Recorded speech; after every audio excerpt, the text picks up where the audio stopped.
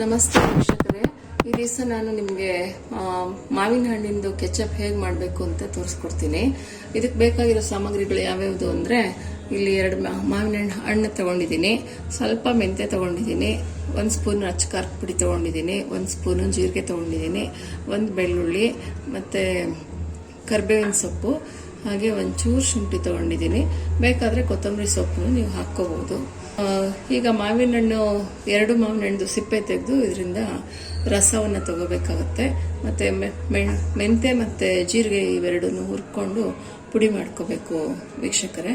ನಂತರ ಹೇಗೆ ಮಾಡೋದು ಅಂತ ತೋರಿಸ್ಕೊಡ್ತೀನಿ ವೀಕ್ಷಕರೇ. ಈಗ ಮಾವಿನ ಹಣ್ಣಿನ ಜ್ಯೂಸನ್ನು ನೀವು ತಗೊಂಡ್ಮೇಲೆ ಸ್ಟವ್ ಮೇಲೆ ಒಂದು ಬಾಣಲೆಯನ್ನು ಇಟ್ಬಿಟ್ಟು ಅದಕ್ಕೆ ಒಂಚೂರು ಸಾಸಿವೆ ಹಾಕಬೇಕು.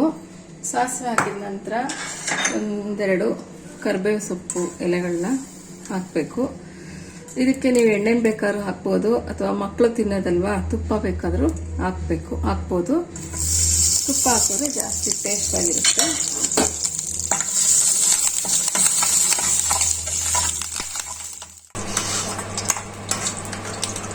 ಸ್ವಲ್ಪ ತುಪ್ಪ ಹಾಕಿ ಕರಿಬೇವಿನ ಸೊಪ್ಪನ್ನ ಬಾಡಿಸ್ಕೋಬೇಕು. ಸೊ ಇದಕ್ಕೆ ಇವಾಗ ನೀವು ಒಂಚೂರು ಶುಂಠಿ ಬೆಳ್ಳುಳ್ಳಿ ಪೇಸ್ಟನ್ನು ಹಾಕಬೇಕು. ಈಗ ಬೆಳ್ಳುಳ್ಳಿ ಪೇಸ್ಟನ್ನು ಹಾಕ್ತಾ ಇದ್ದೀನಿ ವೀಕ್ಷಕರೇ. ನಂತರ ಶುಂಠಿಯನ್ನು ಹಾಕ್ತಾ ಇದ್ದೀನಿ. ಶುಂಠಿ ಬೆಳ್ಳುಳ್ಳಿ ಹಾಕಕ್ಕೆ ಕಾರಣ ಏನು ಅಂದರೆ, ಬೆಳ್ಳುಳ್ಳಿದು ಸ್ಮೆಲ್ ಚೆನ್ನಾಗಿರುತ್ತೆ, ಮತ್ತು ಶುಂಠಿ ಹಾಕೋದ್ರಿಂದ ಮಕ್ಕಳಿಗೆ ಗ್ಯಾಸ್ಟ್ರಿಕ್ ಏನು ಬರೋದಿಲ್ಲ.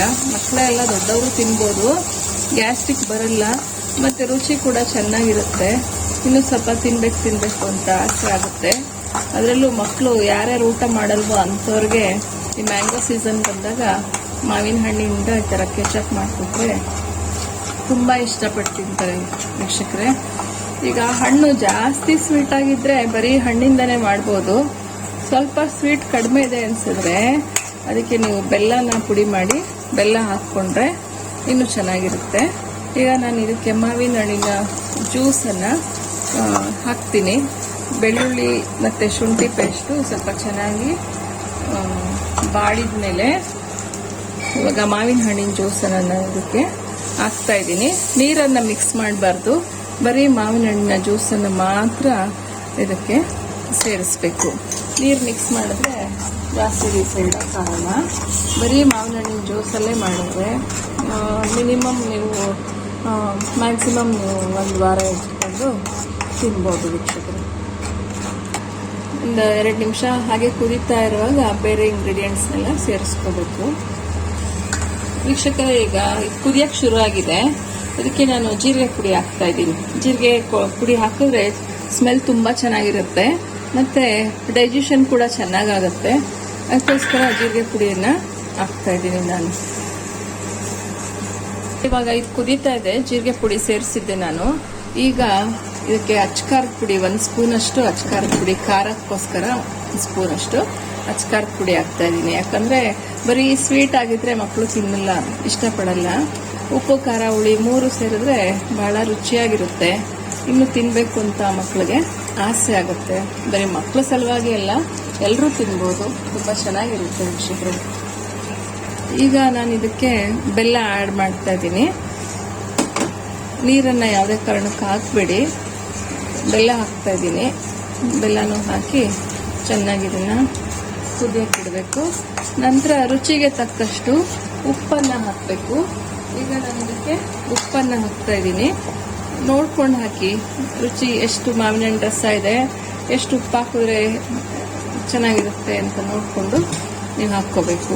ಅಕಸ್ಮಾತ್ ಕಡಿಮೆ ಆದರೆ ನೀವು ಸ್ವಲ್ಪ ಸೇರಿಸ್ಕೋಬೋದು, ಸ್ವಲ್ಪ ಕಡಿಮೆನೇ ಹಾಕಿದ್ರೆ ಒಳ್ಳೆಯದು ವೀಕ್ಷಕರೇ.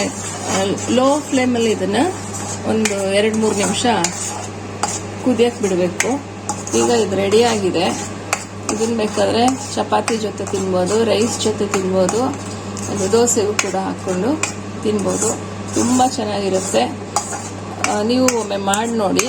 ಈ ವಿಡಿಯೋ ನಿಮ್ಗೆ ಇಷ್ಟ ಆದರೆ ಲೈಕ್ ಮಾಡಿ, ಶೇರ್ ಮಾಡಿ, ಸಬ್ಸ್ಕ್ರೈಬ್ ಮಾಡೋದು ಮರಿಬೇಡಿ. ಹೊಸ ರುಚಿ ತೋರಿಸೋದು ಒಂದು ಸಣ್ಣ ಪ್ರಯತ್ನವನ್ನು ನಾನು ಮಾಡಿದ್ದೀನಿ. ಕಾಮೆಂಟ್ ಮಾಡಿ, ಹಾಗೆ ಶೇರ್ ಮಾಡಿ ಅಂತ ಕೇಳ್ಕೊತೀನಿ ವೀಕ್ಷಕರೇ.